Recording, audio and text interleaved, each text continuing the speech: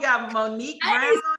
Oh, so she's here. Oh my goodness. We're going down the list. Hi, how's everyone doing? My name is Shelly Willis. I am the CEO and founder of Redefining You Foundation. And boy, are we excited. Okay?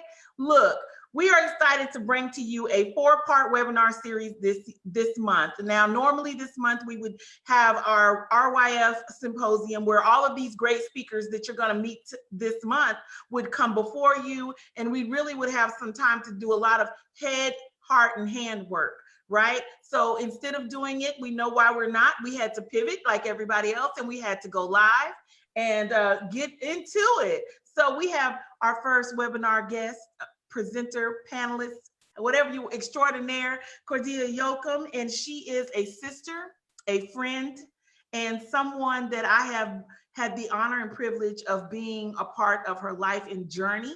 And if I could say anything specifically, just to say how much she has impacted my life and what I see in the lives of others that she's impacted, I would say that it has been beyond, it's beyond words for me. So I am extremely pleased that you decided to partner with us in this webinar series as we kick it off. And I'm going to turn it over to you. We have people joining in, and as they join in, they can be a part of this conversation, and we're live on Facebook. So I want to turn it over to you so that we can get to it.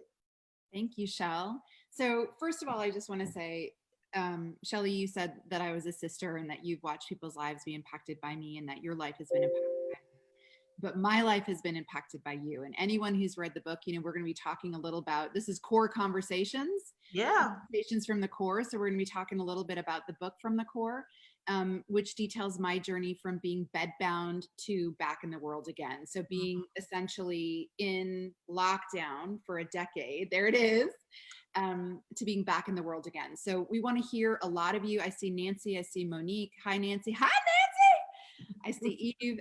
So we just want to really make sure that people are asking questions about not only the present situation, but also moments that you've had in your life or things that you are feeling have maybe gone to ground, things that are in lockdown that need resurrection. So we're going to be talking about healing. We're going to be talking about your full dollar beliefs and behaviors. We'll get all into that, those feelings of I'm not worthy, I'm not enough.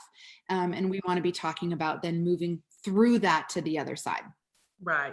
So Shell, and I want to just say for the people who are watching, anytime Shell asks me, number one, I'm honored. And number two, I'm just a hard yes. Shell, for you, I'm a hard yes, anytime, anywhere. It's reciprocated. I'm always a hard yes for you. I know. Let's get into this conversation. We had a great talk, pre-prep, prep conversation on Sunday, and man, we were going in saying, let's save something. It's getting juicy. It's getting good. And we really want to highlight identity intelligence tonight. And we really want to talk about, that 50-cent thinking and versus that full dollar mindset, what you talk about in the book as well. So let's kind of start getting into it. And you just got the conversation, and we have Eve monitoring questions. So there's a little bit of a lag on Facebook. So if we don't catch your question immediately, just know that we're going to get to you. But thank you for joining us on both platforms. Let's go. So Shell, I want to, some of your redefiners I've already spoken to, they may know a little bit of my story. I think I was with you, I want to say 3 years ago. Was it 3 years? Couch Conversations. So for those of you who are turning in that know a little bit of my story, I want to not only give you a tiny refresh, but also catch you up to where we are right now in the story. So I fell out of a 2-story window when I was 7 years old, and I sustained traumatic brain injury. This is not uncommon, certainly in children. That's the #1 cause of death and disability in children. But I know that we're speaking to the military and veterans, and so I know TBI is very alive in your community as well. So we are, Shelly mentioned, we're sisters. So we are sisters in that. And with my TBI came PTSD. So I'm very familiar with those conversations. If any of you have conversations or questions pertaining to those, I'd love for us to use this platform to start addressing those. In any event, I fell out of a window. I was holding my baby brother. I was 7, he was 1, we weighed the same. So that gives you a little bit, he was this, you know, like nothing but juice. And I was nothing but skin and bones, right? So I was holding him on my hip. My dad was renovating our attic, and, you know, we lived in a Tudor house. And Shell, I don't know, you know, Tudor house is not indigenous to the Pacific Northwest where we live, but in the Midwest, Tudor houses are those, they have really steep attics. Right. They're usually made out of brick, and the attic is really steep. And so my dad was renovating the attic as my brother, our new addition to the family, had come to life. And now we were upstairs, and there was a cutout that my dad had made over the steep stairs going down below. And this cutout was like a, you know, where you would put like maybe a planter or a vase or something decorative. It was like a flat ledge. Well, on that day, there was nothing there. It was still under construction. And I had my brother's little bum resting there. And we were talking, and my mom was talking to us down below and told us to come downstairs, which we did, just not in the way that anyone expected. So to this day, Shell, nobody knows what happened, but somehow my baby brother and I flew over that windowsill and landed on the attic stairs below. I, thank God, landed on my back, and he landed on my stomach. So he did not get hurt. He, you know, went like a bounce. He bounced off my stomach and walked into the kitchen looking for food, you know? And I had, of course, a very different journey from that moment in time. So for me, I went to the hospital, the doctors checked me out, I stayed overnight, and then the next morning they pronounced me fine. But for anyone who's had TBI, those kinds of closed head injuries can be very stealth. And it was. And, you know, I'm a woman in my 40s, and traumatic brain injury just wasn't the topic of conversation like it is now, Shell. So nobody really knew what they were looking at. And frankly, they didn't even look for anything. So, you know, I wasn't bleeding, nothing was falling off. So they were kind of like cool about the fall and sent me home and pronounced me fine. Well, I was not fine. So immediately I had all sorts of neurological conditions, and I list them all in the book. I don't want to sort of take this time to list all the symptomology, but just know that I was pretty debilitated. Yes. And every day was a struggle for me to just make it through the day. However, and this is where 50 Cent thinking comes in, because I was going still to doctors because I had all of these debilitating symptoms, doctor after doctor after doctor said, you're fine. Well, pretty soon, after like a year of this, the adults in the room started asking questions like, oh, maybe this isn't physical, maybe this is emotional or mental. And then I started being, I was encountered by rejection, contempt, dismissals, where I started thinking to myself, and people started saying, what kind of girl needs this kind of attention? What kind of child is jealous of her baby brother? So that was the determination that I must be looking for attention, that I was jealous, right? And so it caused what I call 50 Cent thinking. It created a schism in me where I no longer thought of myself as, you know, sort of my personality being acceptable. I started thinking something was wrong with me. And because I encountered this rejection, which I know so many of us and so many people watching can really relate to, that feeling of rejection, I just vowed to myself that I would do anything to not experience that feeling again.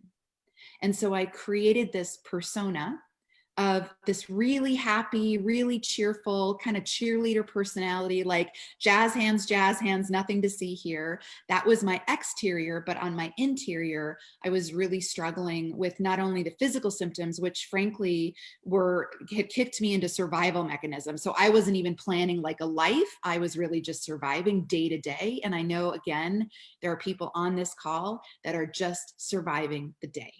Yes. And so when you're doing that, you're really just, you're positioning your personality, Shell, to be accepted, be loved. You know, you kind of, in a way, 50 Cent thinking is manipulative, stealth manipulative thinking, because you kind of try to manipulate your personality to be acceptable so that you can get what you need. And what you need is love, acceptance, belonging, someone valuing you, you know, and and my pathway to 50-cent thinking was this fall and the consequences of the fall. But other people, you know, their parents came in and said, Mom and Dad have something to tell you. We're no longer in love with each other. We won't be living together anymore. That equally is a schism, right? Or you get bullied in school, or, you know, your mom is from a different country and she packs you a lunch that smells funny, and now you're in school and everyone's making fun of you, or you're the wrong race, or you're the wrong weight, or whatever it is. Those schisms in childhood can develop so quickly and so easily. And for me, and I just want to kind of set up this 50-cent thinking in full dollar so that as we use this term, people know what it means. So when I was 7, you know, I was just learning the value of money. I think I had this little piggy bank, and my dad had gotten me this minted coin collection. It was this little sleeve with red velvet and like a plastic cover. It was super fly. And it had in it like a super shiny penny and a nickel and a dime and a $50, 50-cent piece, and a full dollar. And I didn't know, Shell, until I really kind of came out, you know my journey, we're going to talk about it on this call. But I had this moment where I got a treatment in the ER in my 30s, and it started bringing me back to life. And we'll talk more about that. But after I had been bedbound for a decade with this traumatic brain injury, I actually sustained a second through a car accident. And that was the second assault. As many of you know, in brain injury, that's sometimes the defining brain injury. So then I was bedbound, and now I came out of it. And it was only in the physical healing that I started getting space around my survival mechanism. So it wasn't just like, and I'll tell you, once you've been surviving, this sounds so awful, but I'm going to say it. Running a survival mechanism is actually easier than trying to vision cast a life. Wow. Wow. Wow. Mm-hmm. I'm writing it down. Yeah. When you're just surviving, the only thing you have to worry about is surviving that second in front of you. So you're just taking that next step, and then that next step, and then that next step. And so whatever people's survival is, you know, some of it is you might be in a bad relationship, and so you're just trying to not encounter abuse that day. Mm-hmm. Right? Some of it is, you know, for me, I was just trying. So my predominant symptom was what I call nausea. And I got to tell you, I so wish, Shell, there was another word for what I experienced, because to call it nausea is to call, you know, like a massive roller coaster, a ride in a red buggy, like equivalent to what you were experiencing. I mean, it was off the charts. It was off the charts. It fired all cylinders, right? The nausea was, I felt like I was going to get sick, but every system in my body was firing an alarm alongside the nausea. So it was just extreme. But I want to get back to this idea of 50-cent thinking. Hi, Laura Jones. Oh, I see. Read your book. We'll put a link to the book on the page and everything. So you all, and some of you, I know Core's on a roll, will. No. Yep. Yeah. Actually. Well, oh, go ahead, Shal. Go ahead. I think it's timing. This is so fun. Some of you will receive this book, but we're going to be basing that off of some questions that get asked, and you'll be gifted a book personally signed by Core herself. So that's right. That's right. So, 50-cent thinking, I told you about my dad's silver, you know, the coin collection. Mm-hmm. And it was, I had one of those, by the way. You did? Oh, girl, I have never met another person. You're like, they were like little gifts that you were the thing. They were so the jam, weren't they? They were like, everyone wanted that. Yes, Monique Brown, you can have a book. I got you.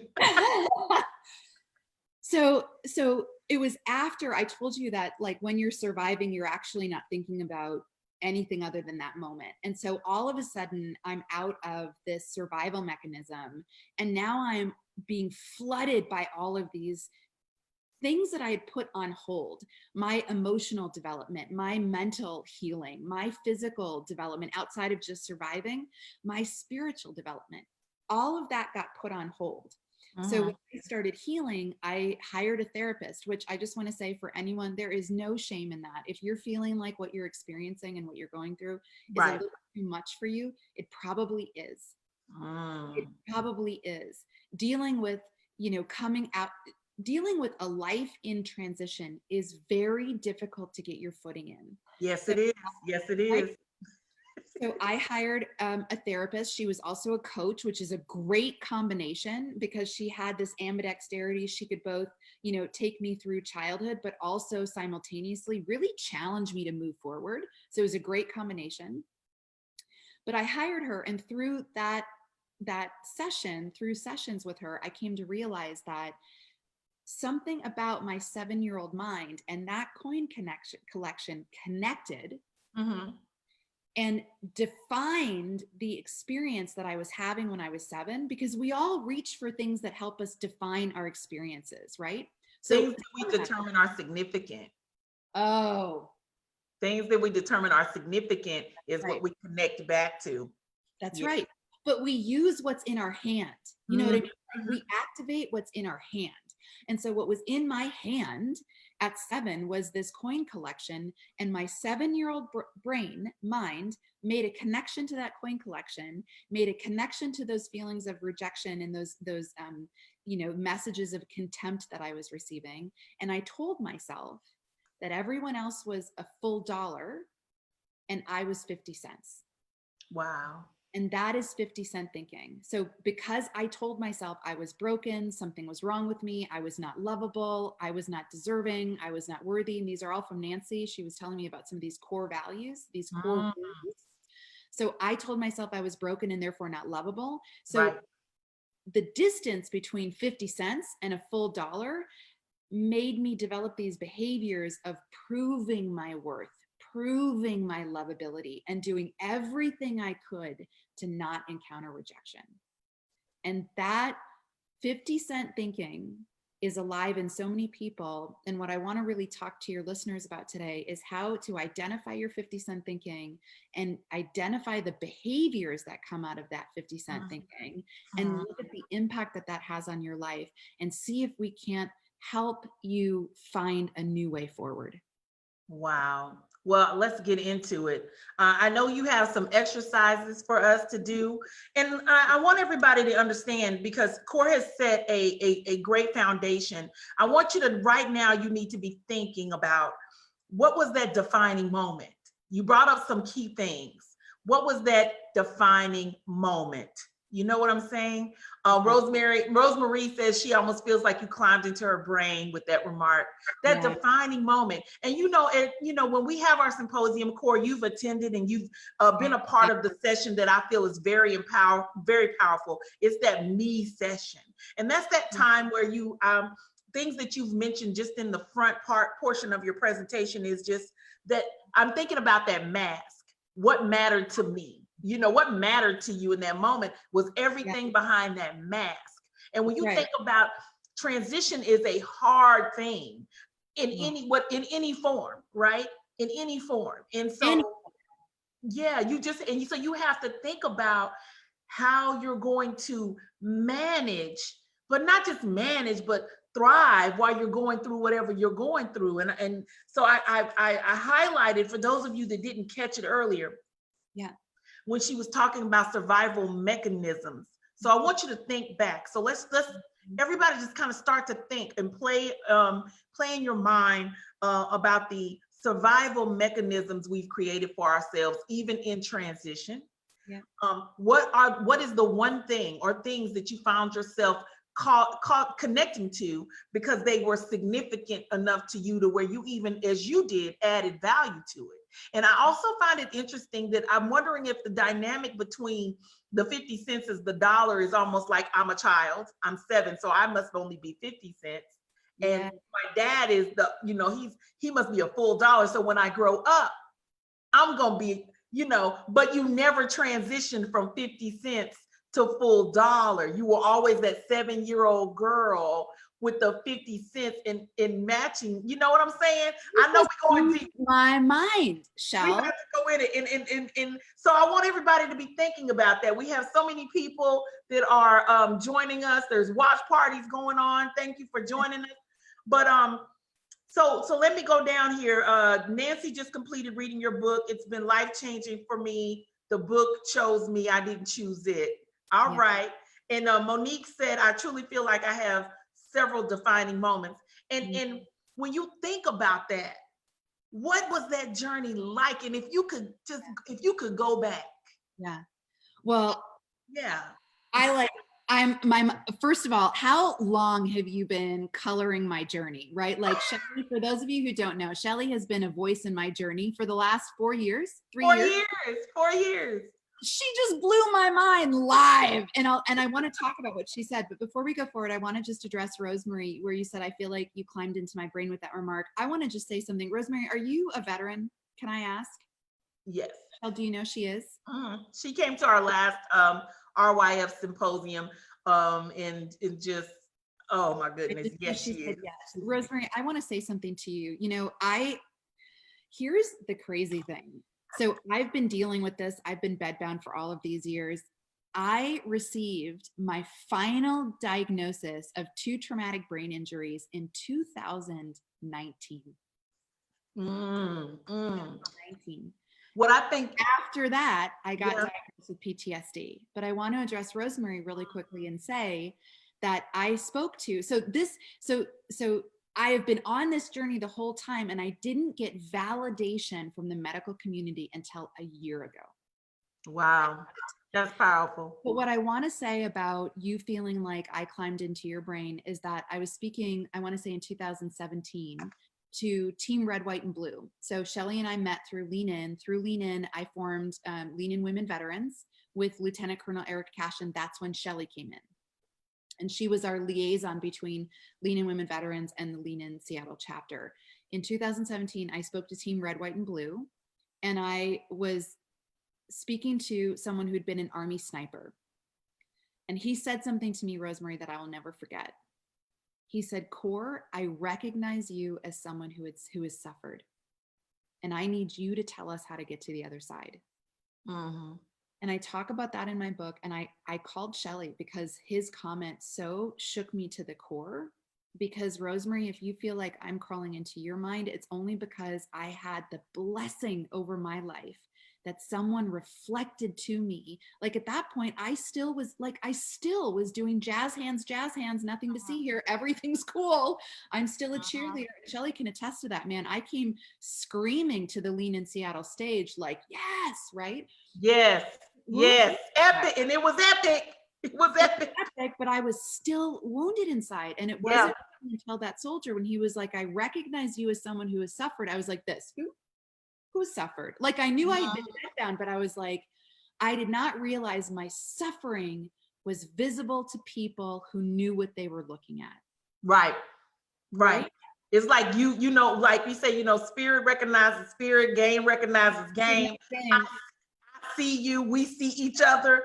I understand that I understand that you're experiencing some level of trauma. And to Rosemary's her point, you can literally be like the Walking Dead, and nobody, unless someone's been there or they're on that journey themselves, they can't identify with your struggle, what you're trying to do. You can't even form the words of what you're trying to say because of the trauma that you've experienced as you've gone, you're on this journey. And people might think that it's easy. Let's just, you got a brand new life, you can do this. No, you can't. You can't. And I also like to tell people in the military community that TBIs and PTSD, we didn't ask to own that. The world kind of gave it to us, and then we didn't correct it. We didn't course correct. More than, you know what I'm saying? We're not even the highest. We're not even the, what is it? Car accidents, traumatic car accidents. So it's also what you decide you want to own. And at your 7-year-old mind told you to own the 50 cents. And then with everything else that happened after that, you never were able to own the full dollar until you had a moment.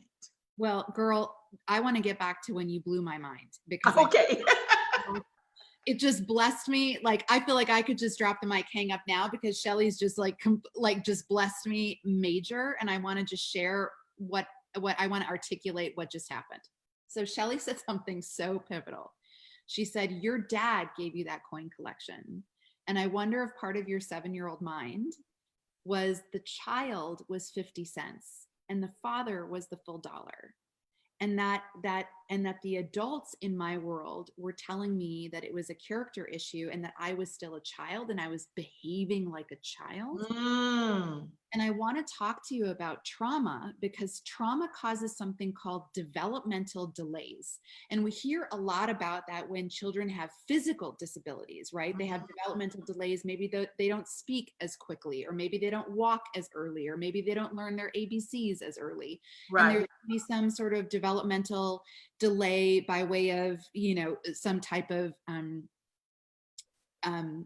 not trauma, but some type of just learning development, learning disability that causes a developmental delay. Trauma does the same thing. Okay, got it. And what was so powerful and what is so important, Shell, about what you said is that, and I only learned about developmental delays again in therapy, but I had dated someone who was an alcoholic. And what I learned about alcoholism and alcoholics is that they stop emotionally maturing when they begin drinking. And when you encounter someone that's maybe been drinking for 20, 30 years, and all of a sudden they're going sober, and let's say they started drinking at 16, right? And now they're 30 years later, they're 46. You're not encountering a 46-year-old, you're encountering a 16-year-old. Exactly. Trauma is the same thing. So when I got hurt at 7, I stopped developing emotionally. So your comment about being a child of 50, like having the correlation between 50 Cent thinking and childish thinking, and I hope you know what I mean by that. Childish as in childlike, not mature. You are 1000% correct. And so part of what was the most difficult, and for your listeners, part of what's going to be really powerful about this transition that you're going through, if you've been suffering from trauma of any kind, and right now all of us are having a traumatic experience, there is a developmental delay that will occur. And so if you got hurt, I got hurt at 7. If some of you had traumatic experiences when you were younger or whenever they occurred, it's a high chance and a high probability that you are in a way stuck there if you've not been doing the healing. So when I came out, when Shelly met me, I was 2 years out of, learning about my trauma, and I was probably 9.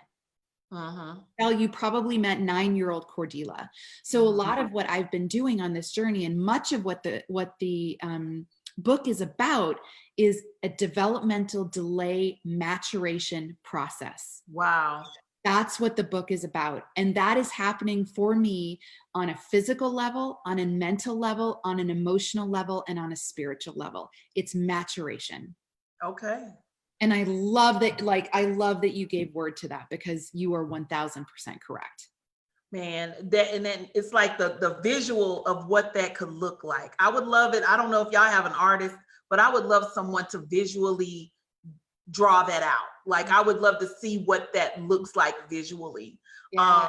Monique Brown was like, wow, now you just blew my mind. I think that just laying it out, right? Laying it out. We talked a lot about,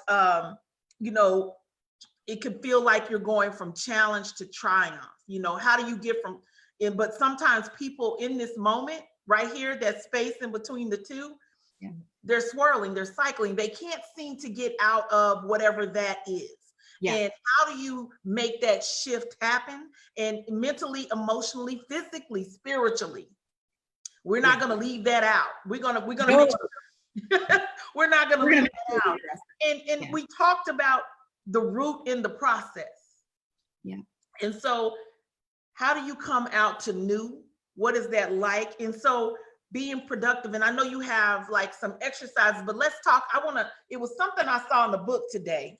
And if you all have not, we're going to get to that exercise in just a second, but it was something in the book. Let me get to it's in chapter 18, if you haven't seen it yet. And it's where your friend Teresa, is talking to you. And Teresa says something I thought was really profound, and I think should be a part of this transition discussion. Her quote is really good. You're not looking for a job, like you were unfocused, you weren't clear, right? And in this particular point, this December 2017, and you're not looking for a job, you said you're still looking for validation, okay? The enemy of destiny is distraction. That is what steals your efficacy. So I have a lot of things highlighted, and probably like Nancy, I just don't have a bunch of tabs, but I have a lot of things highlighted in this book. Okay. And this book is powerful. And so when you think about the root end process, how do you come out new? The enemy of your destiny is distraction. Let's walk that out. I want to walk that out because in this chapter, you labeled this chapter lock and load. That's a familiar term if you've been in the yep amount of time. Yep. But you're being challenged, I believe, here. Yeah. In this chapter. Yeah. Well, first of all, Teresa is she is my friend, but she also is my therapist. Yes. So that is the woman who spoke over my life and said those things to me. So just if you've not been to therapy, you want an inside glance on what that sounds like, there it is. Pick up the book, and anytime you see Teresa, that's what therapy sounds like. So therapy is really challenging you by addressing exactly where you have weaknesses. And Teresa, by that point, knew profoundly that my weakness was in seeking validation, seeking someone to tell me that I was valuable. And so she called it out. She called it.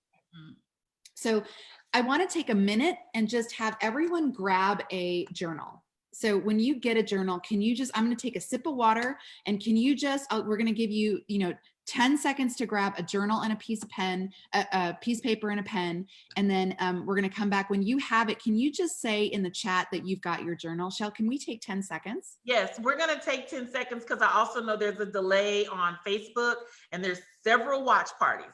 So if you are just joining us, a lot of you wanted to know what the book was. This is the book, From the Core, by Cordila Jochim. I never say her name right. She knows I never do. I try so hard.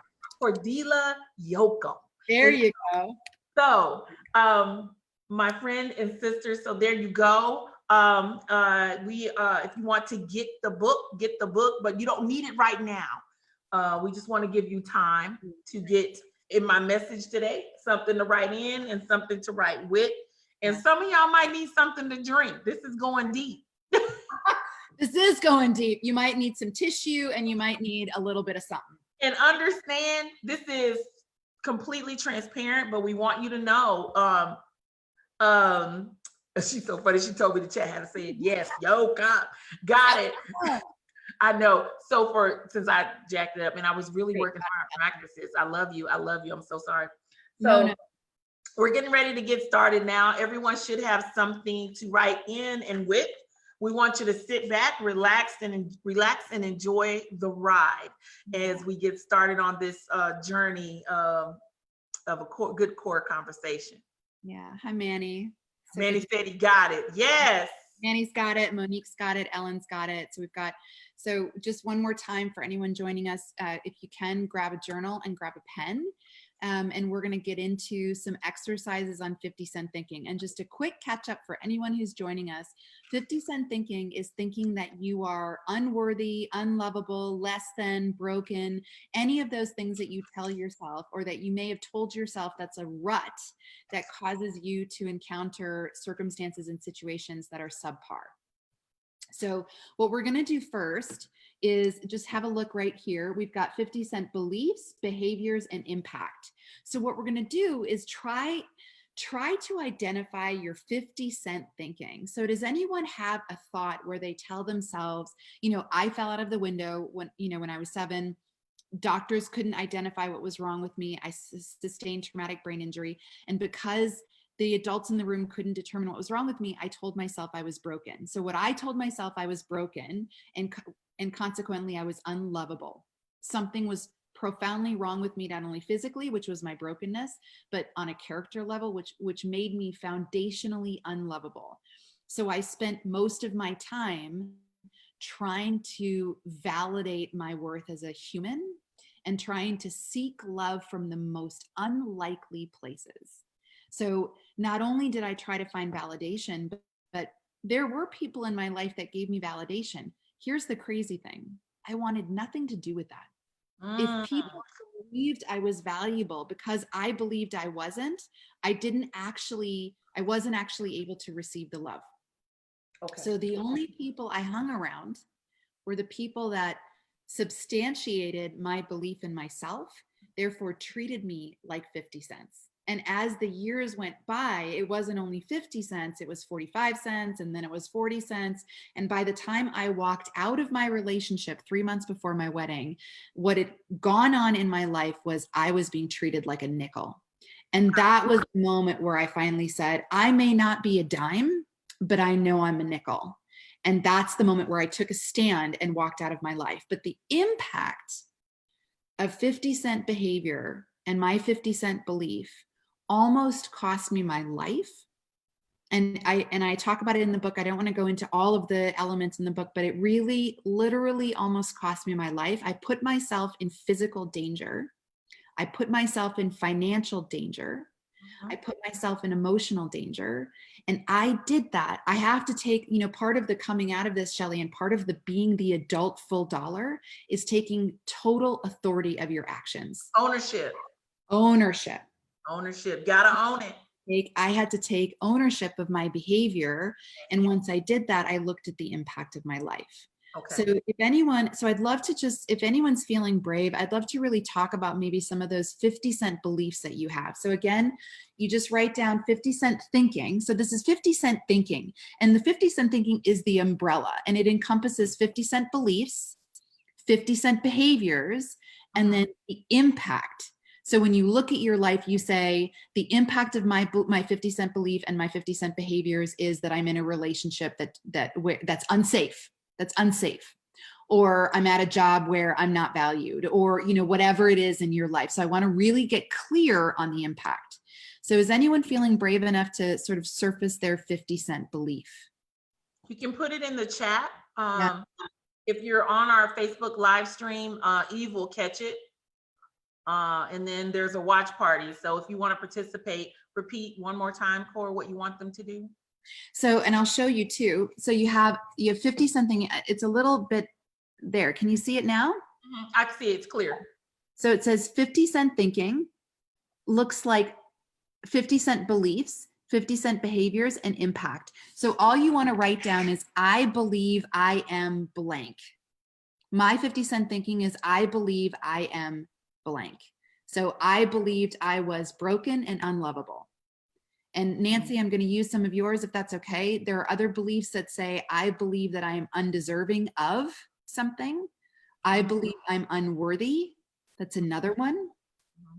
So if any of these resonate with you, or if they don't, if you feel something different, but something 50 cents that has caused a negative impact in your life. Shell, we've never really talked about this, but I know you struggled with some of your transition for different reasons, but do you feel like you have anything 50 cents that has come up in your life? I believed that I was never good enough. And because of that thinking, in my own story, but because of that thinking in the military, I wasn't the picture perfect soldier.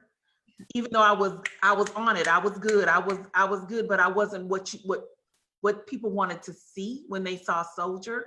So I always talk about the story of being second, always second. Now I wasn't the last person chosen for kickball, but I wasn't the first choice. But I would always defeat or beat or win, and the first choice never would. So when it came to competitions and doing all the things, I would win, but I was not the first choice. And in my mind, I always had to work harder to prove that I should have been your first choice. We wouldn't have even had to go on this long transitional road. And then at some point, at an impasse, I made a decision that regardless of whether I'm the first choice or not, I do believe that this is my work ethic, and everything about me was meant to be for me and not to measure up to anybody else. So I learned maybe around it, I think really came clear to me around my 30s that my only competition should be myself, and that I'm good enough. I'm good enough. Do you have a sense, Shell, where that came from? Like, was there you talk about a defining moment. Was there a defining different things growing up, being the oldest and probably not feeling, just, different things like that. So there are just never feeling like you were enough, always chasing something, and then realizing that you don't have to. You Yeah. are beautiful. You know, I always talk about colorism, you know, being the dark skinned one in the family. But Mhm. yeah, I mean, that's, but those things that happen to you in childhood, as we've clearly talked about, continue to go and grow with you. I can relate to anybody who felt like they always had to work hard to get approval or feel like they would be loved more if they did more. These things happen to people, and even though it may not seem like that in the moment, Yeah. once you start to think back, why did I feel like I wasn't enough? Yeah. You know, I was just talking last week about a family photo, an old one, when I was younger, and my parents were married, how I was the artist that did it. I was literally almost black as my shirt, and everybody else is fair skinned. Mm. You know, and I see, so we're getting some comments, but that's my journey. So not good enough is Manny. Monique Brown said she believed that she was dumb. I still feel like I must work harder than others. Marsha said that she was always told that when she was a child too, that she was, you know, and then Monique also mentioned her dark skin made her feel ugly. My grandmother used to always say things like, I think my grandmother knew I had a complex. And she would say the blacker the berry, the sweeter the juice, anything to make me think positive about my dark skin. Yeah. But that rolled over to me. And then when I had experiences in the military, because I wasn't, you know, like this in the military, you know, height, weight is a thing. Those were my experiences. Well, we didn't select you. I've had leaders tell me, well, we didn't want you to go up for this competition or this board. And then I go, and not only do I kick butt, I made them look good. Right. And then they had to come back and say something. So it's interesting. It's very interesting. That 50 Cent thinking about it. Yeah. Monique Brown said her dark skin made her feel ugly, and her mom used to say exactly that. For the very Sweetest juice. Yes. Yeah. And it's so important to have people, you know, speak. And it can actually be really confusing. You know, I say in the book too, my dad called me Schatz, and Schatz in German means treasure. And the irony that, you know, and I'm actually thinking the irony deeper is that treasure is often coins, right? You think of like a pirate's treasure, a pirate bounty. So I was on one hand being spoken treasure and Schatz, and on the other hand feeling like really broken. And on one hand, you saying, you know, darker the berry, sweeter the juice, and yet you equally really struggled with your skin. And so that dichotomy of like, which way am I going to lean? What am I going to listen to? And this is part of like this identity intelligence that we're going to talk about. That is going to be, because that stuff never stops. No. It never stops. Rejection never stops. You have to learn how to process rejection. And I had to learn how to not internalize. Yeah. I had to learn how to own my space and protect it. You know, it looks like Laura said, my little girl voice makes me feel like people don't take me seriously. And then that makes me feel like I'll never be taken seriously. And that's definitely not true. But I understand that. Yeah. So what are some of and first of all, thank you everyone for putting those in. You know, we're talking about some real stuff here, and I really appreciate the bravery that it takes to put your name assigned to your 50 Cent thinking, because we all see your name and now we see your 50 Cent thinking. That takes real courage, and I very much appreciate the participation and the courage that it takes to say it out loud. Carrie, I believe that happiness wasn't for me. Oh, wow. Like I had to be in some chaos or hurt to be seen. Providing happy things or doing nice things for others was not seen. Oh, girl. Wow, I feel that. I feel that. For sharing, Carrie. That was, ooh, that's good. Happiness wasn't for me. These are all very good. Thank you all for being so open. Yeah. I would say not transparent. That wouldn't be the word. I think open is the word. And Carrie, I'm going to come back to that. We're going to come back to that at the end, because that's so profound, that idea of happiness not being for you. And that's exactly what 50 Cent thinking. Rosemary, I don't deserve to be happy. Isn't it fascinating that 50 Cent thinking actually stops you from accessing happiness? That is like what's becoming so clear to me. It stops you from accessing happiness. And, and I'm going to pick that up on the end because that is where we're going. If you want to know where this whole conversation is going, it's to free you up from some of these things that keep you bound from accessing your happiness. Like, I am just taking a stand that everyone on this call has the right to pursue happiness and find it and own it. Like, I feel myself almost sweating with the power of saying that because I just want to claim that. And P.S., I have to claim that for myself. Like, I'm claiming that for myself. I am determined that the next 12 years of life that I live will be inside of happiness and joy. Yes. So that's where we're going. That hope is attached to this happiness and joy as well. So I love that, Carrie. I love that, Rosemary. We're going to come back to that. Wow. So after you've identified these beliefs, I want to think about the behaviors that have come out of these beliefs. Any idea? So for me, in fact, I'm just going to tell you, since we're being open, I'm just going to tell you something that happened today. This happened. Because here's the thing. Once you identify these 50 cent beliefs, 50 cent behaviors, it's not that they just disappear. Right. That you start to be able to identify what your personal weakness is, what your former belief is, your 50 cent belief, and then consequently your 50 cent behaviors, and you'll be able to identify them quicker and quicker and quicker and quicker. So I had a circumstance happen today. You know how Facebook gives you those like pleasant little notifications like, oh, you should friend this person and friend this person. So I met a woman several years ago when I was down talking to the Navy down in California at the Naval Reserve or at the Naval Academy. I met her. We were out one night. She had great hair. I have, curly hair. She had curly hair. And so I asked her where she got her haircut and we connected. She ended up coming. I invited her to have dinner with us. We really connected. We had a fun time. So it's been now a long time since I've communicated with this woman. And I friended her on Facebook the other day because I was like, oh, I remember her. Cool. Like, I'll friend her on Facebook. She don't remember you. No, girl, this is what happened. So she comes back to me today, okay? This is so hysterical. And she invites me to like her public page. Oh. Right? Oh, okay. So here's what I want to say about that. If anyone thinks that I didn't feel rejected, like I felt like for a minute, I was that's not your personal life. This is your public life. I can be a part of that. Yeah, you're welcome to like me, right? Like, I'm not going to be accepting your friend request, but you're welcome to like my public page. Again, you're not good enough.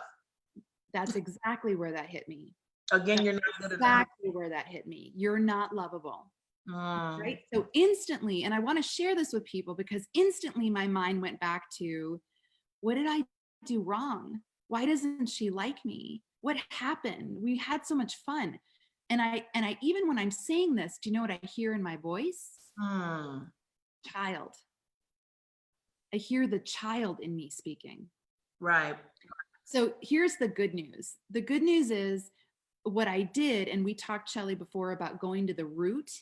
Right. Very quickly, these 5 years that I've been shoring up my 50 cent thinking and stepping into my full dollar boss. It's not that I never had that thought because like I said, this happened this morning and not even, 12 hours ago. Okay. Right. So instantly I went back to my 50 cent thought of I'm not lovable, but I had to get to the core. I had to go to the core. And I want to talk to you. We are going to talk about spirituality. It's so important because who you believe you are at the core is the only thing you can rely on. Wow. To realign your identity. So I have had this massive, what I'll tell you, I was not a woman of faith. Not a woman that went looking for God as my answer. Not at all. I held this belief that if there was a God, that God's job was to heal me physically. And P.S., he could get on that pretty quickly anytime. But I had no expectation of a God outside of that. Just if there is a God, his job is to heal me physically.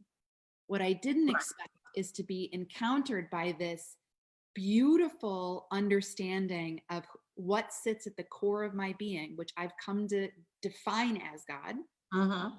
And that from that source, I now live my life. Okay. That is the only thing. And, and it's so important, Shell, and I want to just drive this point home, because there are people right now that have lost the labels in their life. And those labels are often what we attach our identity to. So Master Sergeant, symbol, or manager, or lieutenant colonel, or whatever it is, or mother, or lover, or girlfriend, or sister, or whatever, auntie, right? All of these things we attach our identity to. And when those things leave our life, we are crushed and we don't know who we are. Right. There are people right now in the coronavirus pandemic that have lost their jobs. They have lost their titles. They don't know how they're going to make their next rent payment. They don't know where they're going to find their next meal. This is real. Yeah. Or they've lost relationships. They were in a relationship that seemed fine until the pressure happened. And now they're in this sort of pressure situation and there's no pressure relief valve. And now relationship is going to pot. In Cord, these transitions that they're going through, they're not voluntary. These are forced moments. Right. You have no choice. You have no say. You have no say. So I want to share the story. I tell it in the book, but I want to share it with you, with your readers right now. I want to talk about Rattlesnake Ledge. Okay. I love that story. I love this story. So Rattlesnake Ledge, when I came back to life, I had not used my physical body. So again, I had traumatic brain injury at 7. I had a second assault in traumatic brain injury in a car accident when I was in my mid-30s.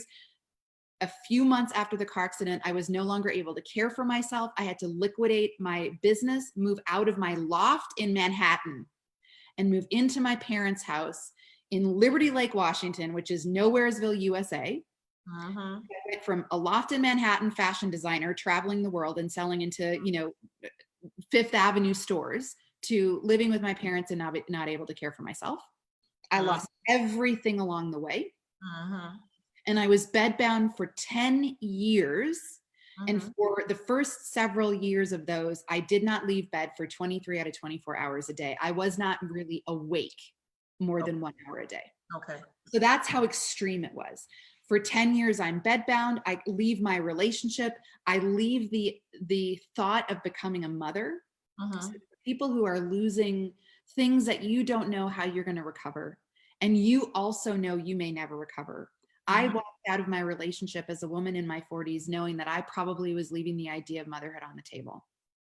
Wow. So I foundationally and fundamentally understand some of these deep losses that will stay with you for the rest of your life. Yes. But I had made a new friend, and generally, you don't really make a lot of friends when you're bedbound. A few people came in and out of my life during those 10 years, but mostly not. And so I came back to life in mid 2014. By mid 2015, I was hiking Rattlesnake Ledge. Now I want to just say, for anyone who doesn't know, I got super outfitted for Rattlesnake Ledge. Okay. I went to a hiking store in Seattle. I bought a backpack with the little straw that you can fill up your water jug. Camelback. So I had the straw and on my strap, I had a backpack fitted for me, like the super expensive ones where they measure you and they actually fit you for a backpack. I got super fly hiking boots and I hiked up Rattlesnake Ledge. You got geared up. You got the gear that you needed to perform the task or go on the mission that you were trying to go on.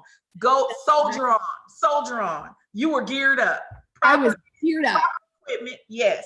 I was geared up. But here's the other gear that's on Rattlesnake Ledge. A 7-year-old hiked past me in flip-flops. Okay.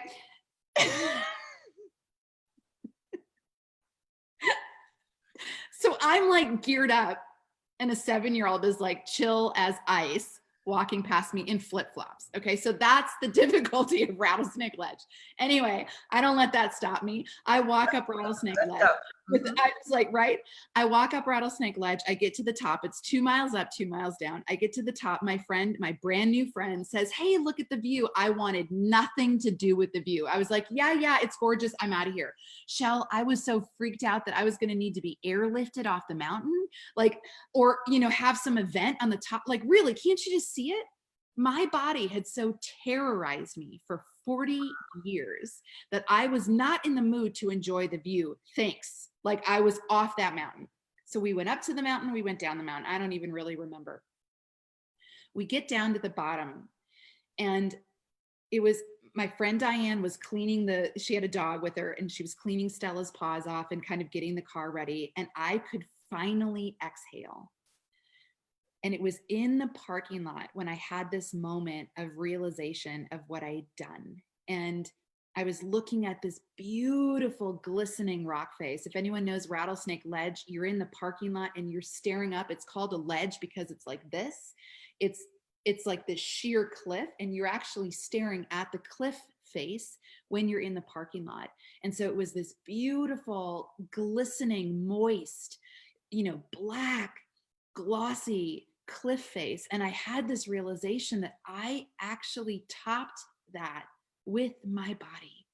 Wow. My body that hadn't been out of bed for a decade, my body that couldn't be relied on, my body that had terrorized me, and staring at this rock in my face, just like, it just overwhelmed me. I was overwhelmed with gratitude. And I looked up to the left, and there's my new friend. I have a new friend. I didn't even know that I had that skill anymore.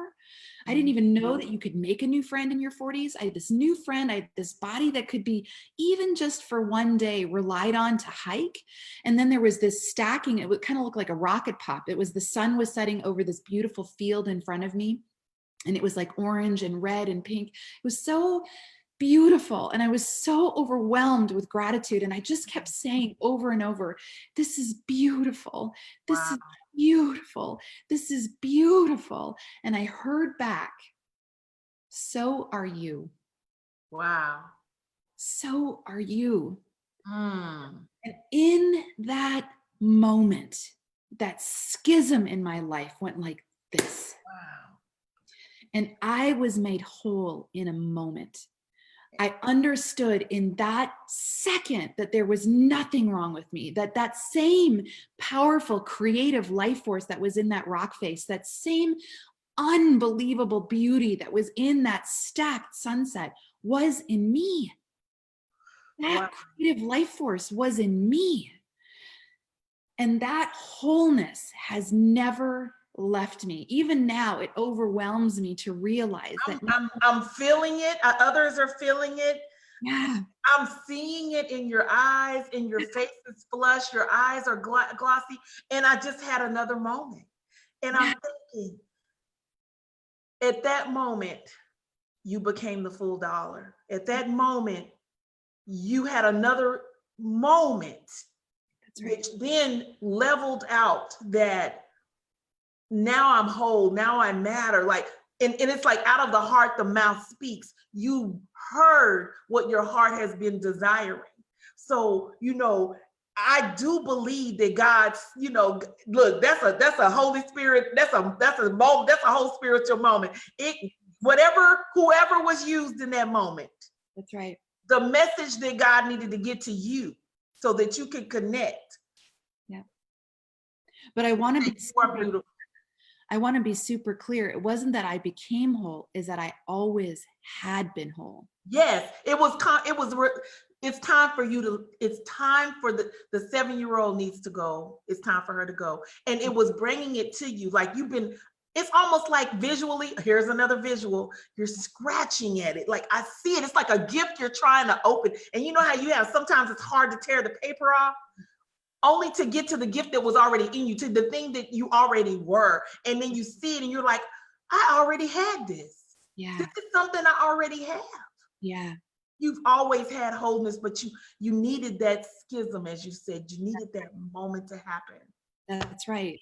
And that wholeness, and what I've realized now that I see possession of self, yeah. And Laura and Carrie, Monique, now that I see wholeness in myself, I realize that wholeness is in every single human being. Yes, yes. Not just in me, that wholeness is in you. And what I want us to do is get your notebook back out again, and we're going to write the same things down. So at first we wrote 50-cent thinking. Now we're going to write full dollar birthright. Your wholeness is your full dollar birthright as a human being. We're going to give you a few seconds to do it. Yeah, we're going to give everybody a full second. You got Laura on here saying, hell yeah. We need a praise break, you know? We need a praise break. So, realization of self, yes. And I want to bring this back to the Facebook thing that happened to me this morning. So when those things happen, right? So I realized in that moment that I was whole and complete. And I've come to realize that voice as the reality that I am a child of God. Yeah. So I recognize that voice over time. Like, again, it wasn't like the clouds parted and God spoke to me and I was like, woo, Jesus, right? Like that was not the journey. That was not the journey. That was the moment, but then there was a journey that attached to that. And I am open, as some of you read from the core, I'm so open to discussing that journey because, like I said, it was unexpected. Sometimes I came to it kicking and screaming, and Shelly can attest to that. But what I've realized is that, sort of that creative life force, that voice that spoke back to me is God. As a child of God, I am whole and complete just as I am. So when that woman did not want to friend me on Facebook this morning, and I had that 50-cent thought that I am not worthy and I am unlovable, the first thing I do is go right here. And I remind myself that I am whole and complete just as I am. I need nothing. I need nothing. I have everything I need. I am a child of God. And I hook there first. And then I take authority over my life. And I say, what are you going to do with this information core? You choose. You choose your behavior from this moment. You're going to think about it all day. You're going to write something snarky back. What are you going to do? And from that full dollar thought and that full dollar identity, I have a full dollar belief that I'm whole and complete just as I am. That is connected to my core identity. And from that wholeness, I act out in the world. That is what drives my behavior. So the root process, could we say that? Could that be like the rooting process? So we asked, just asked everyone to write down your full dollar. Your full dollar birthright is your identity. So the question is, who do you say you are? Who do you say you are? I said, I am a child of God. Everyone is going to have your own journey. And I fully understand if your faith journey doesn't look like my faith journey, I'm okay with that. But you need to speak something over your life that's a better word, that is different than I'm not worthy, I am broken. Something has to speak a better word over your life. And you need to have that be an immovable force. Yes. You don't know how to get to that conversation other than to go directly to God. But you have to take that journey yourself. And I just stand believing, and I know Shelly, you stand believing with me. I didn't walk in a church. I didn't crack the Bible. I didn't listen to a sermon. God encountered me at Rattlesnake Ledge. Wow. I just know that if you need a word over your life, who you are, that you can be met anywhere you are at any time. I believe that for you. I know that for you. Wow. You need to write good stuff in here. Jimmy said, I am whole. And Monique is saying, I am a child of the Most High. I have everything I need and more inside. I just have to reach for it. That's right. It is not out of your reach. That's right. Not out of your reach. Yes. Yes, girl. Yes. And I love it. I am a badass. What's your hashtag, Laura? Do you remember your hashtag? Everybody, when we met Laura Jones, let me tell you something. Yeah, give it to me. She gave the mayor of Tacoma at that time. She was running for mayor. She spoke at RYF that time. And Laura's hashtag is don't let this little voice fool you. And Laura, if you can give that hashtag, then you can use that to walk through everything that you're doing. People, you already know once you speak, people are going to underestimate you, but that's what you're assuming. And I don't want you to assume that first. It's almost like you're thinking for the person. You're making the decision that they're not going to take you seriously based off of what you have an issue with, what you feel is your challenge, but that could be your strongest feature. Right. because of your little voice. And then when you bite, honey, you bite, right? You bite. Mm-hmm. Mm-hmm. And I would even say, Laura, little voice, like even that right there is a 50-cent thought, if I can be so bold as to say. Oh, I'm loving this. Oh, you see these? Oh, I'm loving it. I think that angels probably have an octave similar to yours. So I think coming up with a different, like Shelly said, you sort of encourage people to pre-think. You pre-think what you think they're thinking, but you're packaging it in 50-cent thinking. Yeah. So I'd really just love to encourage you to find that full dollar boss inside you, hook into your full dollar birthright, your identity, who you say you are. And I guarantee you it has nothing to do with little voice. Nothing. At all. Nothing. I'm loving that. Mm-hmm. Carrie. And I want to come back to Monique. Shell, can we save these chats? Is that possible? Eve, I don't know. you can. I'd love to save these chats. We will try. I think when you pull it back up, you can. It's recording everything. I think it's recording the chats and everything. I love that. So, but I want to talk about, Monique said something about, it's going too fast, I can't catch up with it, but Monique said something about having to reach for it. Yeah, she said, yes, she has everything. She has everything that she needs. And all she has to do is reach for it. It's right there. Yeah. And I want to also disabuse the idea that we have to reach for anything. So, also, did you hear that, Monique? That's also a 50-cent behavior, that we have to do anything and reach for anything. That wholeness is that if you're complete, you don't need, you have. Yes. So that dance, and part of in the book, I really had to enter there's a chapter called Embracing Training. Training. I had to get trained. I had to go to basically, full dollar boot camp, basically, where I had to learn how to receive and stop reaching. I had to learn that. That is not a behavior that I come by naturally. And I have to tell y'all, I have to share this story with you. Yeah. Cora and I have had many moments on the phone. And when you have someone that is on your board of trustees, someone that you consider to be a confidant, but not because they will hold close your deepest secrets or thoughts, but because they will hold you accountable. Yeah. And I'm big on accountability. I kick myself in the butt all the time, but you need to know and understand that there are moments when we've had conversations, and I don't know what we were talking about, but it was the day I told you to get off of that cross. Jesus already did that, and he didn't ask you to help him. He didn't say he needed you to die on the cross again.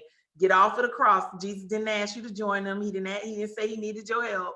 And I cannot remember what we were talking about, but sometimes we make ourselves the sacrifice when we don't need to be the sacrifice. It's almost like that's something that we need to do to feel better about whatever happened. Yeah. Shell, we're going to go there. Okay. I'm just not holding back. Your family's my family. These are your people. These are my people. So we're not going to hold anything back. I know exactly what you're talking about. Mm-hmm.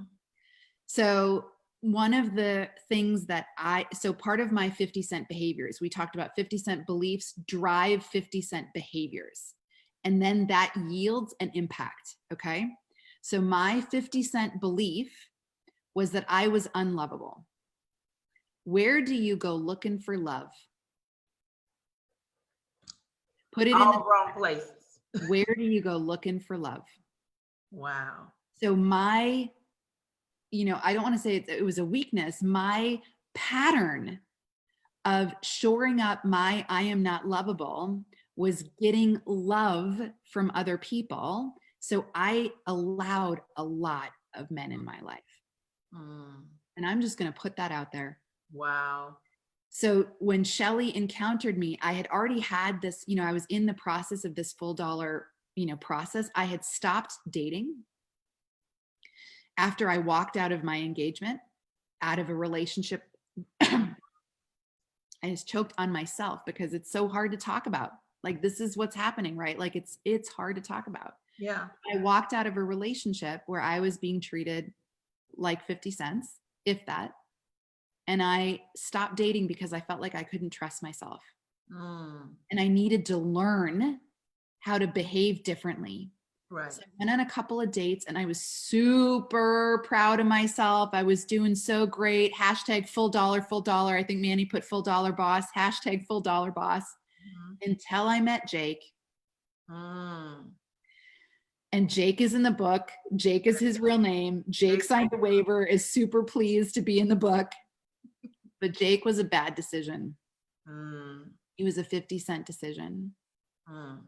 And we got into a circumstance that looked very much like my past circumstances of 50-cent behaviors. And I called Shelly crying, saying, I'm not new at all. And I felt this mountain of shame. And that's something that happens when these 50-cent thoughts come back and we execute 50-cent behaviors. It's like we rewind all the way to the beginning. Yeah. It's like I wanted to steal all of the hard work that I had done. I wanted to just erase that. It's like that none of that had happened and I was right back to where I had started. That's what I was when I called Shelly. That's what I was doing to myself. I was heaping shame on myself. And Shelly was talking to me, you know, it was kind of walking me through. And when she said, get off the cross, I had said, I'm just so embarrassed. I told so many people about it. You know, it was not only that I had done that to myself, that I had damaged myself yet again. Yes. That I had been walking out this new faith journey, this new maturity journey, this new emotional healing journey. And then I encountered Jake and I went out with new girlfriends and I told them all about my 50-cent behaviors. Like I told them all about it. And so when that shame came on me, I wanted to pull that weight of shame all over me. And not only for my own action, but I wanted to pull all of the shame, all of the things I had said to all those people, assuming that my telling them of my mistake would make me again unlovable. So that's when Shelly said, get down off that cross, girl. And she said something, you said something, and this is also in the book. You said something to me that was so powerful, Shell. You said, there will be a moment where you need to tell this story to people. And this is that moment. Yeah. She said, this moment isn't just for you. So as you all walk through healing journeys, healing your 50-cent thinking, healing your 50-cent behaviors, you will have moments like these. And the moments that happen are those moments that you will share with others, because I guarantee there are people that are experiencing the same thing. And I'm sharing this moment with you so that you know that you're not alone. And that I am still walking a full dollar boss life. And these moments will come and I now metabolize them better and I'm able to work through them more. I know Eve said we have 17 minutes left, Shell, and I want to just make sure I serve your crew here well. So I'm going to walk through, if you're okay with it, I want to walk through the rest of them. So again, it's just a one pager. And what I might do, Shell, is type this up and give this to people. And so we can make sure that we don't miss anything. Okay. Yeah. Up at the top, you have your 50-cent thinking, right? Your full dollar, your 50-cent belief, your 50-cent behavior, and the impact. Right underneath that, you have your full dollar birthright. Right. And that is, you're going to have to decide for yourself. And this is a process. And someone said in the panel, in the chat, someone said, what if I can't answer who I say I am? Wow, I missed that one. I just want to give you space around that. I want to give you grace and space. Know this, I will be praying for you, that you will have an encounter that will clarify who you are. Right. At the same time, I ask you to be open to what you're hearing. Right. I had said it's a better word that gets spoken over you. I believe that we get a word. You get a word in your soul. Yeah. My encouragement to you would be, it's okay if you don't know right now. Just posture yourself in a position of openness and listening. And I will stand believing that you will hear. So in your full dollar identity, you're going to write, who do you say that you are? And then underneath that, once you kind of feel like you've gotten some clarity, I want you to start listing out full dollar beliefs and full dollar behaviors. And I hope that you have a whole list of full dollar beliefs and full dollar behaviors. Those behaviors will be mature behaviors and you'll recognize them, like Shelly said, that are different than 50 cents. Now we're going to get to what I call full dollar bossing. And I think Manny put it up there, full dollar, Yes. hashtag full dollar boss, but it's actually a verb. We're going to full dollar bossing. Okay. This is an action. And this action has 3 sections. And the first one is, so how you look at how you start to become a full dollar boss. I want you to start looking for people that have core alignment. Oh, that's good. Alignment. Yes. Yes.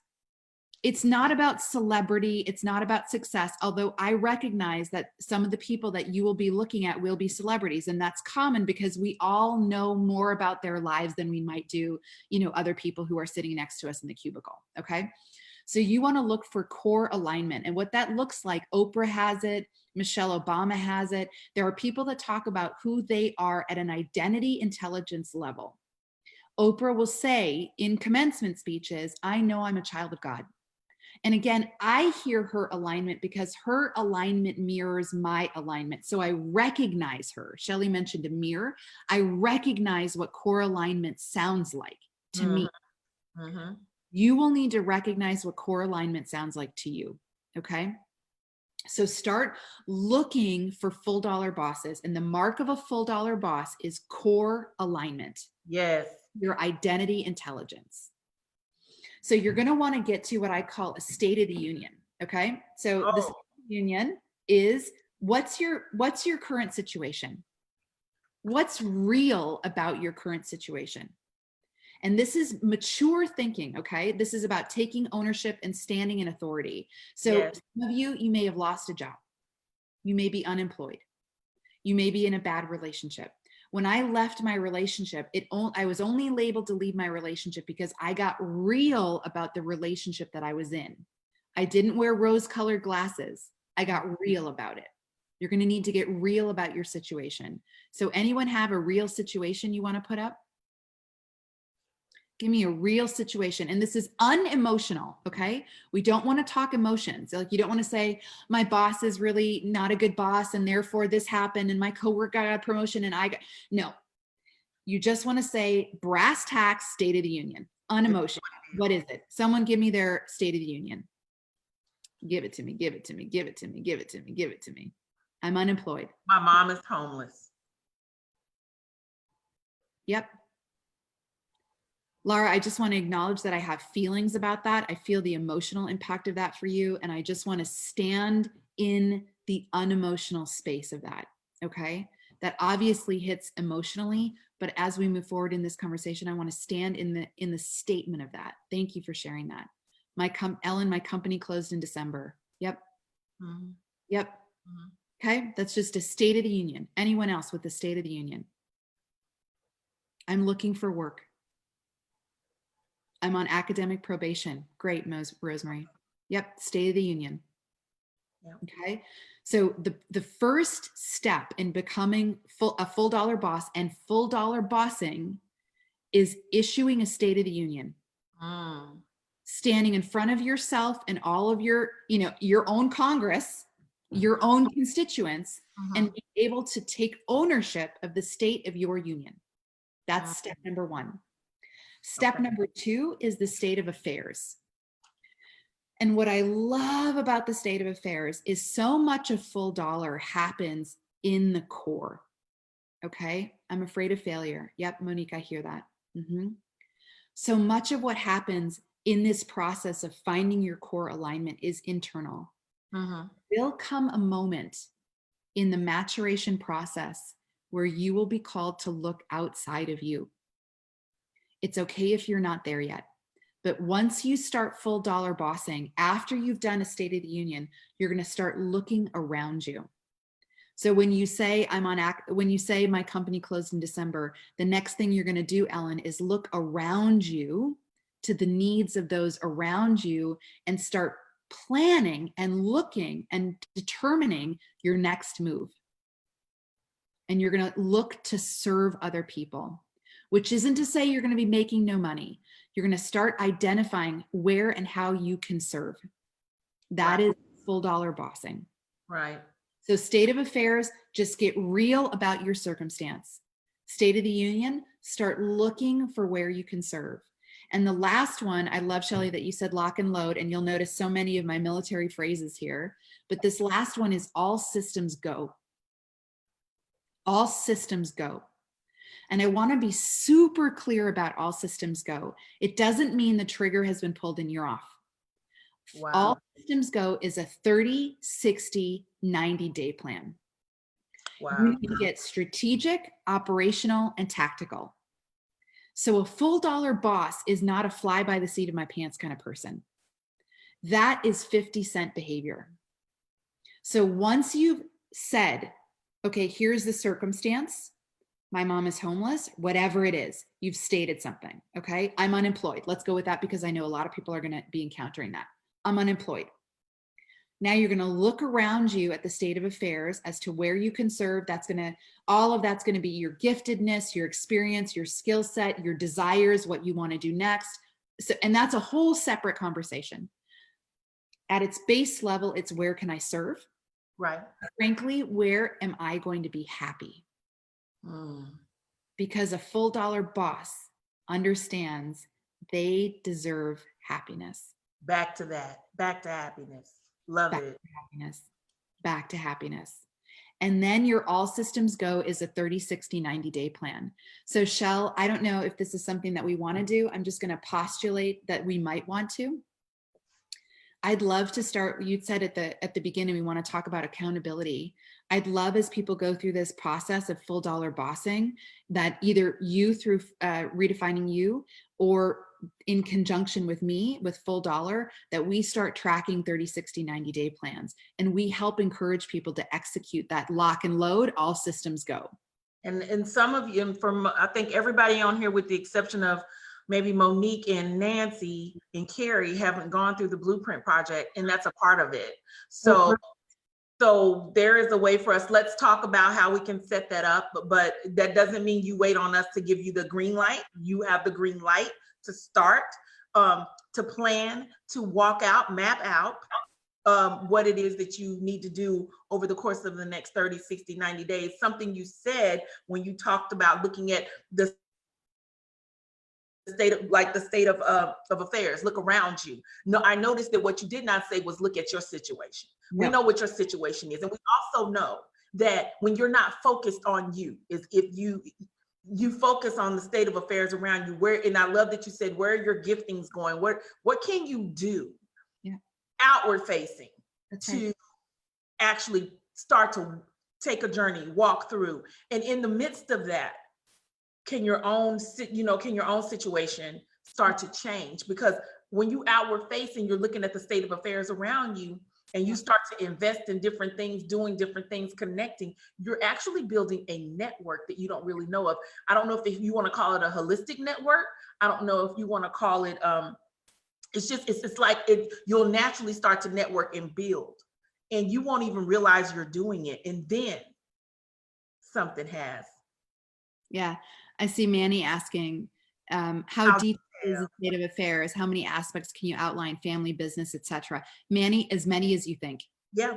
You'll notice when the president holds the State of the Union, it's long. It's long. Brother, you go as long as you need. You outline every single aspect that needs to be addressed in your union.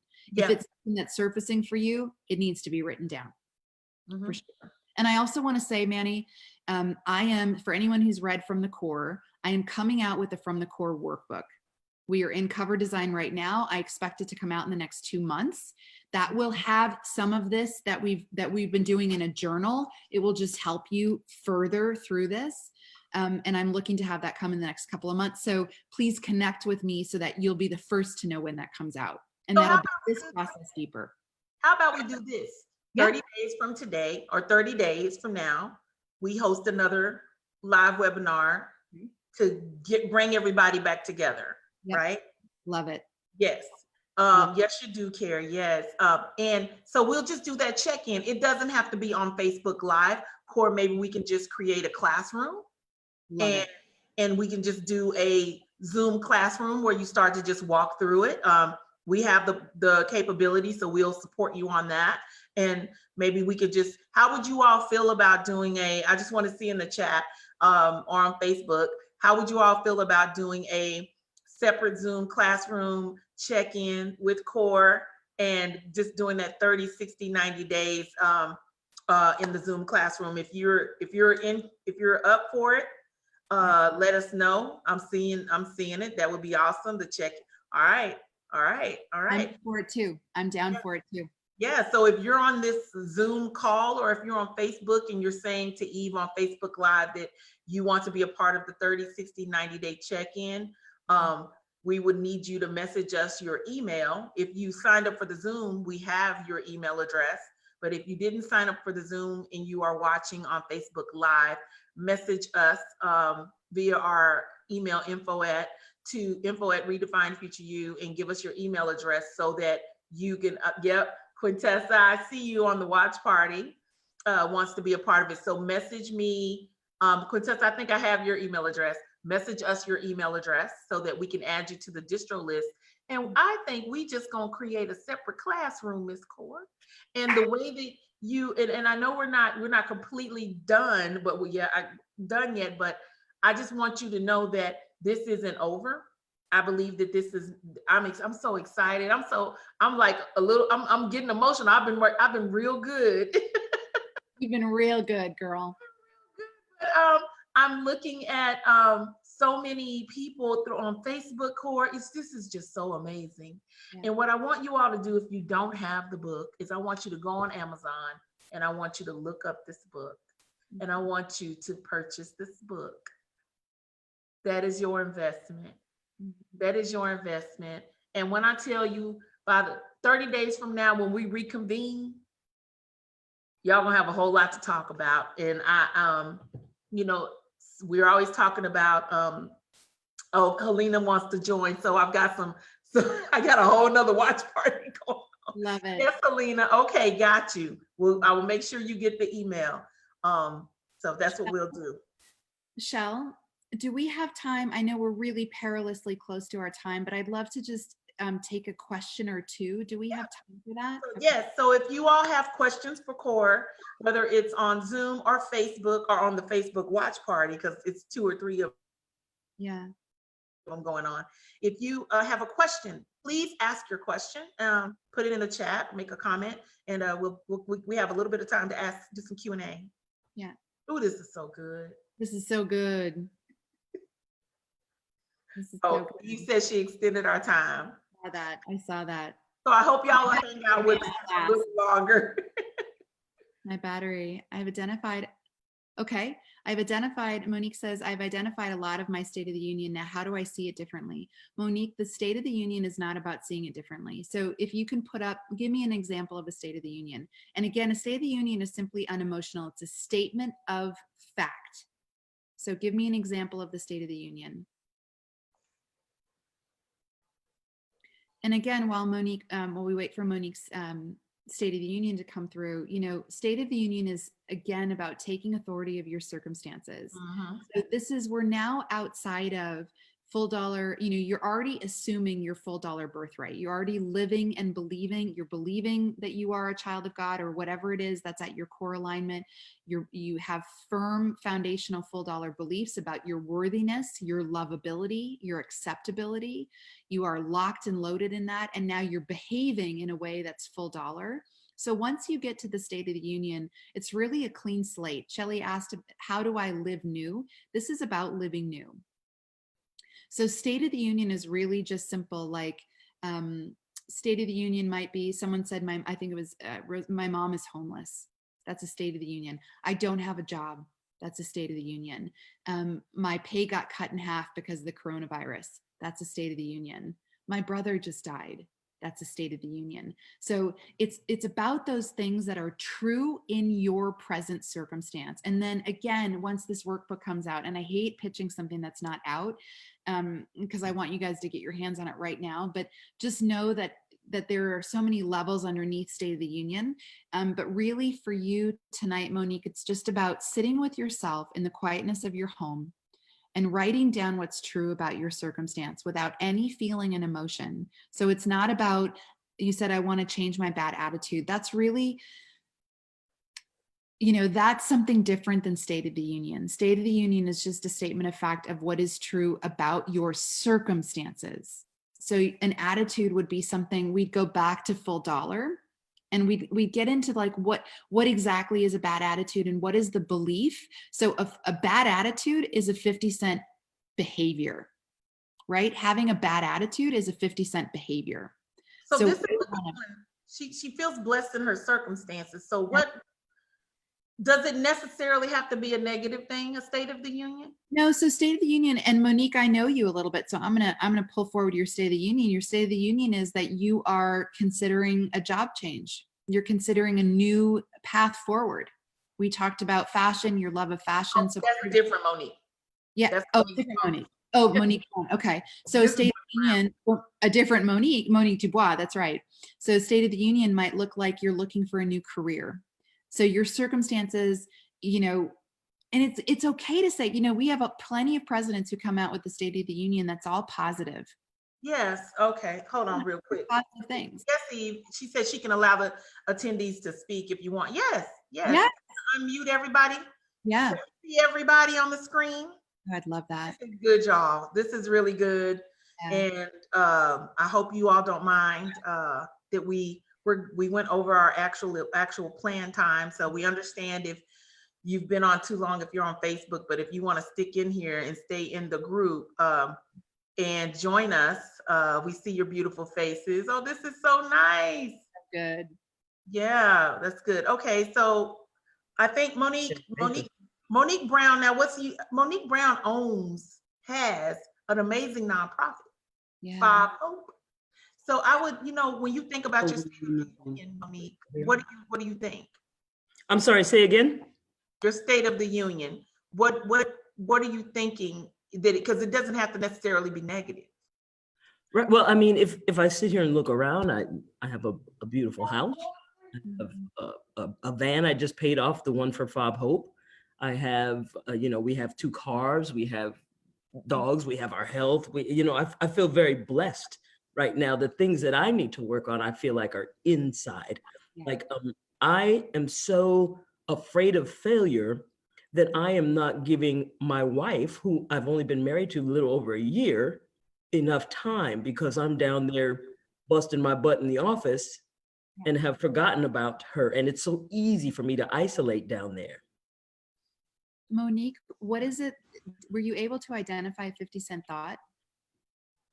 Well, I've gone through cognitive processing therapy. So I went through all those 50-cent thoughts. I thought about how I used to think I was dumb. Yeah. And then I find that, and I still, though, like I said, feel like I have to work a little harder than others. And I think that may not be true, but I still have that belief. Yeah, because it's almost like a domino effect, right? If you have the belief that you have to work harder than others, and then your behavior is you're at the office for a long time, and the impact of doing so is that you're not paying attention to your wife. Yes.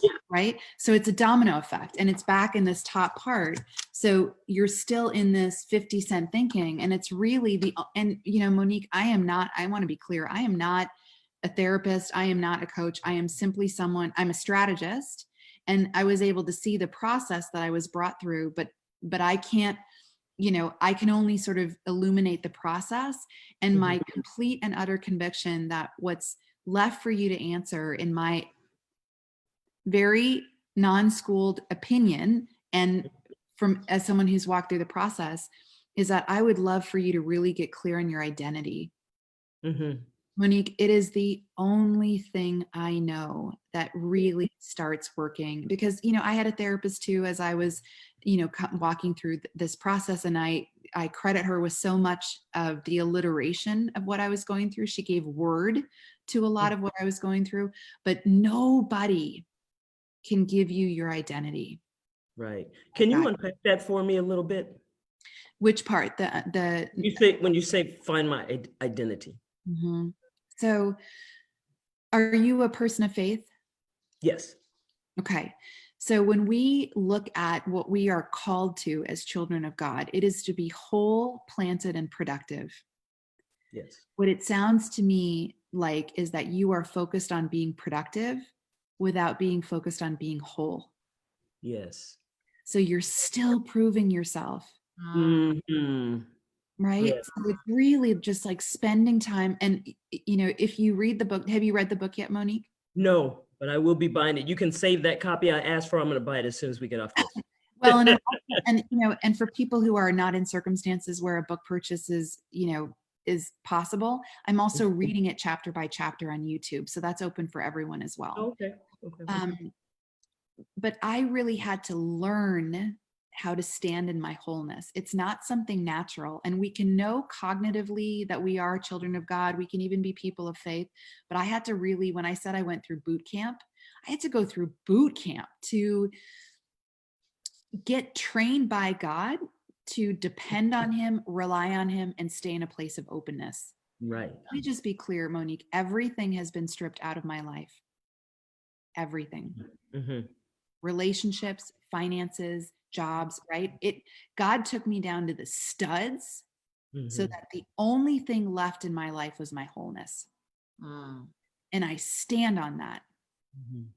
And you know, I don't know who, you know, I am so thankful I have Shelly in my life, but you need to get some people around you who can speak faith and speak your identity to you, because your identity is that wholeness.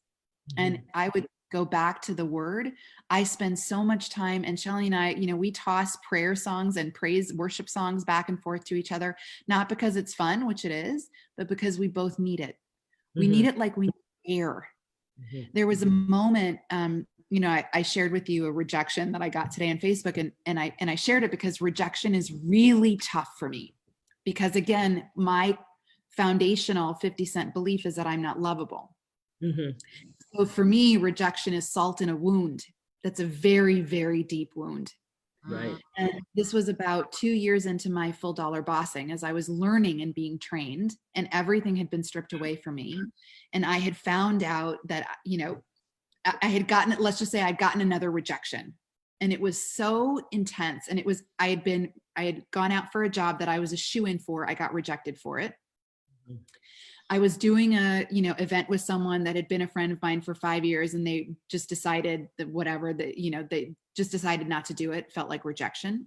Right. I had started dating someone. It was rejection again. I had made a new friend. She decided that my life was too hard for her, so she unfriended me. I was swimming in rejection, like swimming in it. And my parents happened to be visiting me in Seattle, and I felt like I had to scream. Like I felt the rejection was so powerful and so deep that I almost felt like I couldn't handle it, that I might go crazy. And I got in my car. This was 2:00 in the morning. And I got in my car and I drove from Seattle to Idaho and back, crying, praying, worshiping. You know, my car was my battleground. That moment changed everything for me. It trained me how to step out of my 50-cent, you know, because again, like I said, it's not like you're ever going to feel different than you feel when you step in your 50-cent thinking. It's never going to feel different for you. Getting rejected for me on Facebook this morning hurt. It hurts. But I now know, I know where my battleground is. I got in my car today. I get in the shower, right? So I now have a practice that I step into so that I'm not bound to my feelings. I'm not beholden to how I feel. Who cares how I feel? Who cares? Right. The question about your wholeness is, are you going to stand in your feeling, or are you going to stand on your faith? So I got rejected this morning. I got in the shower. I started praising my tail off, you know, praying, God, please, just, you know, this is hard for me. I just pray that you take this rejection feeling from me. I just pray that you surround me right now, right? Like I'm, as the water is running over me, I'm praying. Then I get in my car and I blast that as loud as I absolutely can. Elevation worship is like on lock right now. And I've got, what would you say if he walks into the room and there is a king? And I've got that so loud, I can barely, right? Like it's eardrum splitting. and I'm singing, and I'm not a good singer, and I'm singing at the top of my lungs, not because I want to, but because this is the only way I know how to remember my wholeness. Yes. And now, less than 24 hours later, I mean, not even, girl, it took me, I don't know, maybe a half an hour to realign. Maybe. It's your coping mechanism. That's Wow. right. And but it's not my coping mechanism, it's my realignment mechanism. Coping is the 50-cent behaviors. That's powerful. That was, I just need y'all to, I need you to take a moment to, like what you just said. And I need you to just, like, can you just inhale that right now? Can you just inhale that right now? Oh my gosh. And to think that you needed that moment so that you could be mindful. That's right. Isn't that like, you know, and we know that the battlefield is in the mind. It's in the mind. That's right. And notice that I separated myself. I put myself in the shower. I'm at my parents' house right now, right? I could easily have gone and chatted with them. They were here chatting, reading the paper. I could have shared with them what had happened. I separated myself. I put myself in the shower. I put myself in the car.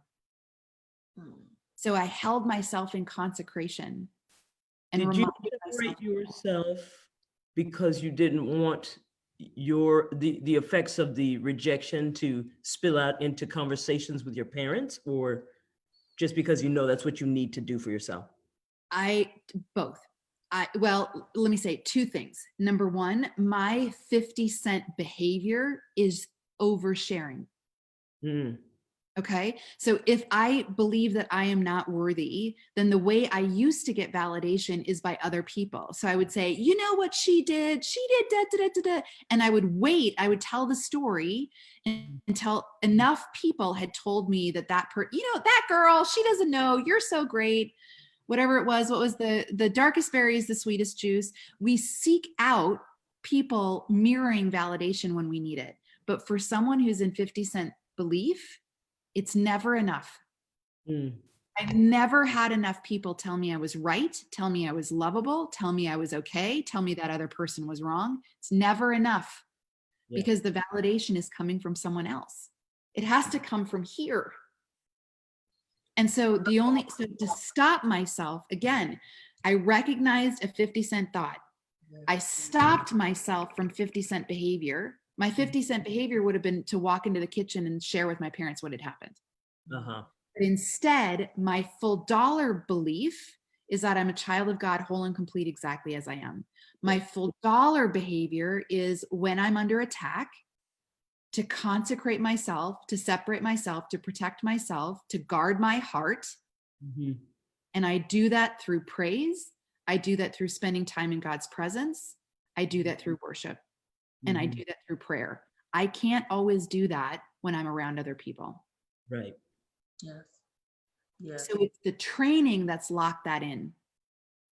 That's the only thing. You're going to need to develop, really first and foremost, we're going to need to really get at your 50-cent thinking and your 50-cent beliefs, get you into your full dollar beliefs and your full dollar behavior, and then really put you into training.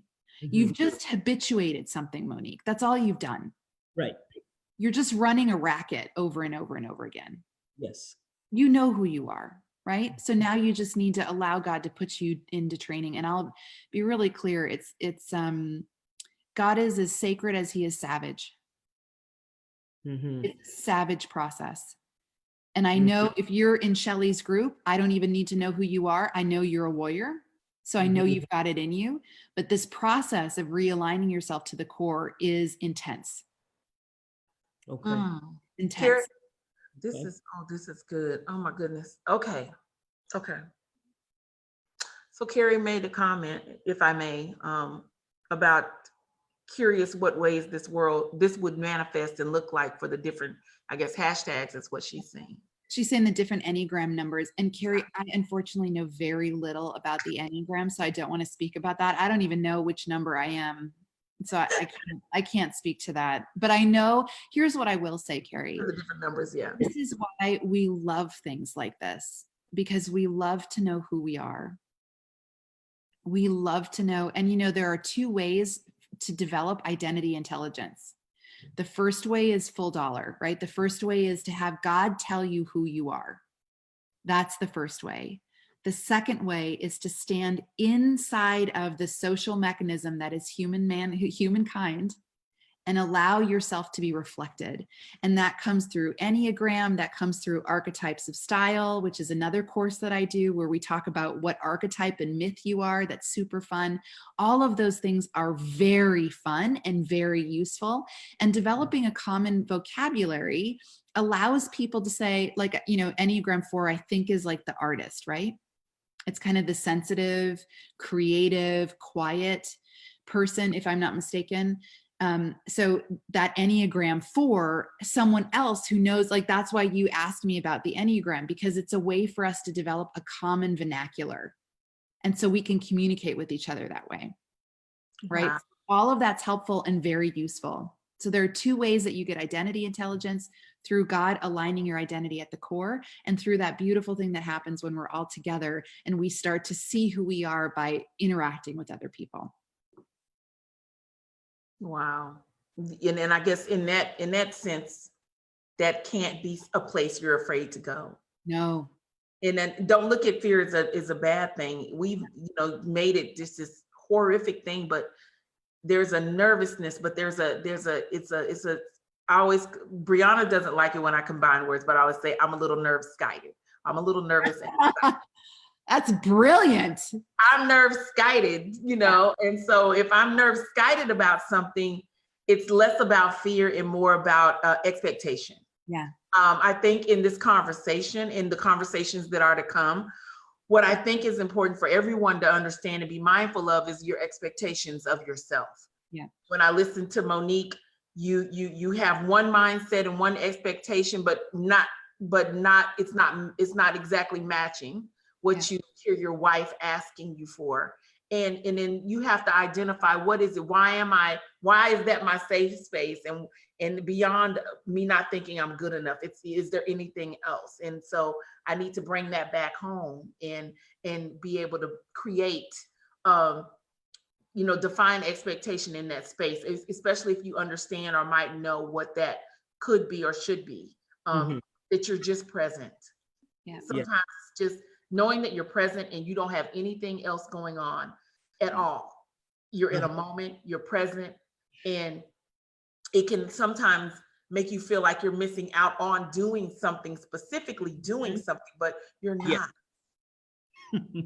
You're not. I feel like it. And Monique too, like, I want to say, Monique too, you know, what I love about this process is that it's a big adventure, right? So you're called into a huge adventure, and God doesn't make a life small. God brings it to its highest possible fulfillment. I believe part of what you're striving for is a life lived big. Yes. And to be brought to your highest possible fulfillment. And that can feel like a struggle. Absolutely. Yes. Yes. And like you are here to be made big. I believe that. I believe all the junk and the baggage so that I can move on. Yeah. And what had been said before about reaching, I think you said it about reaching for it. And like, we go back to, like, the wholeness of God will bring the bigness about. Yes. Yeah. You know? So, and there's so much more. When I was saying reaching for it, you know, there's that thing that you feel in the pit of your stomach, right? And sometimes it is so bright. You can feel the brightness. That is the God that I know, right? And so when I was saying reaching for it, I'm talking about inside. Yeah. And I guess that's an awakening, you know, wake up to it. Yeah. I love it. There's so much, you know, I want to just say, Eve, my battery is now on red and I'm very far from a plug-in. So we probably need to wrap up so I don't just like fade black. I love this. I wish so this is what we're going to do. If you're in this group or if you're on Facebook, we've already shared the email address that you need to send your information to. We will work with Cord to find another date and time where we can do another, it looks like a 2-hour segment, but it won't be live on Facebook. This will be a private, this will be even, I mean, this has blown my mind, but it'll be a session, a 30, 60, 90-day session, specifically with CORE. We're sponsoring the platform, and we're gonna provide all the things that she needs. And we want you to come ready with the assignment. And what does that look like? So we thank you so very much, and just really understand that this journey that you're on, this identity that you're seeking, or that you see, it's not unobtainable. You can be new, but you have to go through a process. Oh. You have to go through a process. Yeah. So if you feel like you're in that moment, that space in between challenge and triumph, this is the space where I believe that CORE has been talking to you about going, that's those schisms, those moments, those times. And so we can't wait to hear it either. Laura says she can't wait to see our updates in 30 days. Don't forget to email us. Please feel free to share this. It's streaming live on Facebook. And as we go out, we thank you so much for all of your time. You said don't log off, CORE. We thank you for your time, and we hope that we were able to invest in you in the best way that we know how, through our authenticity and our transparency, and then just through being as real as we know to be. So I pray that you have a great week. Be kind, find something else to invest in, outward facing, that you can do some work in, pay attention to, whatever that is, set new goals, whatever those are, and honor yourself first so that you can show up whole for everyone else. That's right. Shelly Willis. I've been here for the last 2 hours almost with Cordila Jochim, and I love her, and I'm her champion. I'm one of her champions, one of many. And like we said, we want you to be the best that you can be. Keep redefining. Thank you.